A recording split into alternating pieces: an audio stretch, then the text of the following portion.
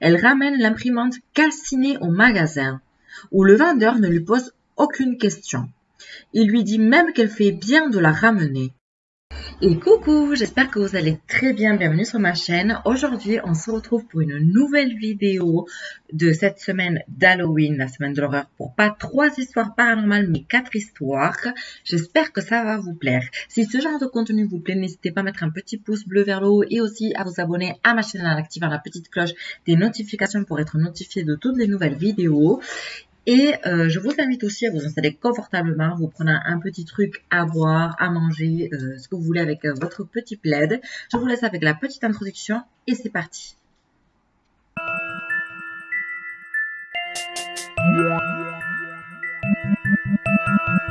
Sainty.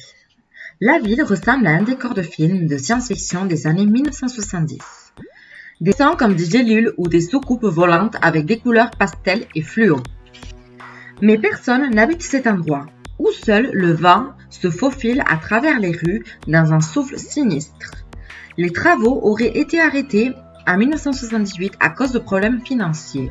Mais s'ils n'ont jamais repris, la ville est maudite, hantée, raconte-t-on. Les ouvriers de l'époque ont trouvé plus de 20 000 squelettes en creusant les fondations de cette ville, qui ne verra vraisemblablement jamais plus d'humains. Voilà pour la première histoire qui était vraiment très courte.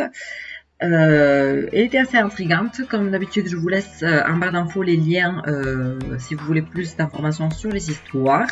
Et on va passer de suite avec la deuxième histoire. Le Gothman. On fait remonter sa première apparition en 1957 dans le Maryland. La créature mi-homme, mi-chèvre est alors accusée de terroriser les gens en s'introduisant chez eux et de massacrer le bétail.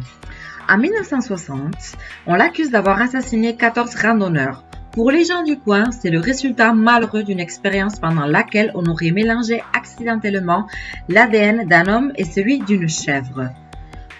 Pour les autres, c'est une créature du diable. Aujourd'hui, le Gothman est toujours présent dans la culture populaire. On dit qu'il menace les jeunes couples en voiture d'une hache.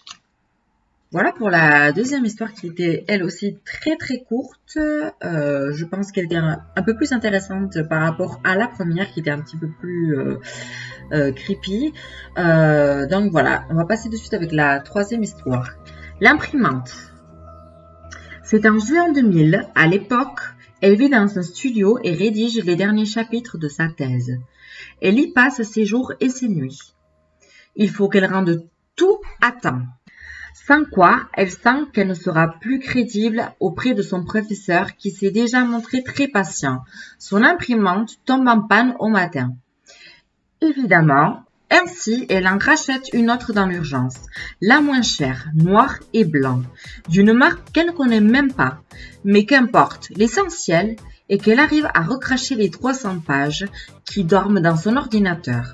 Elle fonctionne très bien d'ailleurs, bien mieux que la veille, et ceci lui redonne de l'entrain. Ce soir-là, elle en est sûre, elle peut finir dans les temps et après avoir éteint son ordinateur, elle s'endort paisiblement. Elle se réveille en pleine nuit, dérangée par le bruit. Son imprimante est en train de fonctionner à plein régime. Les feuilles sont éjectées de la machine à une vitesse incroyable. Sur chaque feuille, on peut lire « Tu vas mourir ». Elle ne comprend pas. Elle débranche la machine qui continue malgré tout son œuvre menaçante. Finalement, elle retire le papier et la machine semble se calmer. Elle a du mal à se rendormir, mais elle est épuisée et le sommeil finit par la gagner. C'est son voisin du palier qui la réveille quelques heures plus tard, inquiet de la fumée provenant de chez elle. L'imprimante est en feu. Après l'avoir éteint, elle reste prostrée devant la machine en attendant les premières lueurs de l'aube. Au matin, elle ramène l'imprimante calcinée au magasin, où le vendeur ne lui pose aucune question. Il lui dit même qu'elle fait bien de la ramener. En fait, avoue-t-il, il rappelle tous les modèles de cette marque qui souffrent semble-t-il d'un dysfonctionnement. Il lui donne une nouvelle imprimante. Elle ne revoit jamais cette marque en rayon. Voilà pour la troisième histoire qui était un petit peu plus longue. Elle était plus intéressante par rapport aux deux premières. Et on n'a pas encore eu d'histoire aussi par rapport aux imprimantes ou des trucs comme ça. C'est très bizarre. Voilà. On va passer avec la quatrième et dernière histoire. Ginny Saffin. 15 septembre 1882, Edmonton, Jack Saffin s'affaire en cuisine en discutant avec sa fille Ginny. Soudain, un flash lumineux. Il se retourne et voit sa fille les mains et le visage dévorés par les flammes, sans qu'elle ne puisse rien y faire. Ginny souffre d'un handicap mental et physique.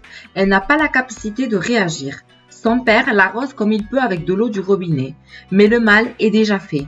Malgré les soins qu'elle reçoit, Ginny meurt une semaine plus tard des suites de ses brûlures. Pour ses proches, c'est un cas de combustion spontanée.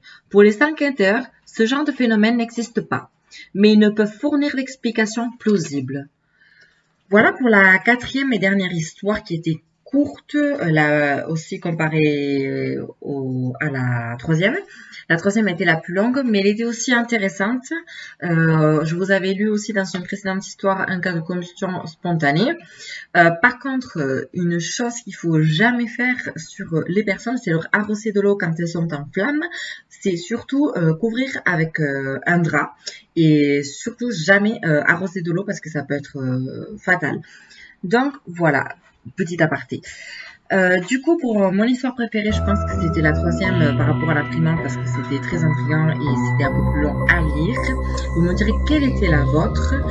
Nous, on se retrouve très très vite dans une nouvelle vidéo pour vos 4 nouvelles histoires de cette semaine d'Halloween. Ciao ciao!